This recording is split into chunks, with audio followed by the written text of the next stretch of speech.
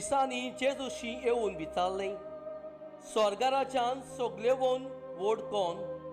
तेन्ना जेजून एका धाकट्या भुरग्याक आपोवन हाडून तांकां तांचे मदीं उबो केलो आनी म्हणलें, हांव तुमकां सच सांगतां, तुमचें मन बदल्ल्या बगोर आनी तुमी नव्यान धाकटुल्या भुरग्या वरवीं जाल्या शिवाय तुमी स्वर्गाराज्यान भितर सरची नात। म्हणटोच कोणूय आपणाकूच ह्या भुरग्या पोरी ल्हान करीत जाल्यार ती स्वर्गाराज्यान सगळ्यावून व्हड।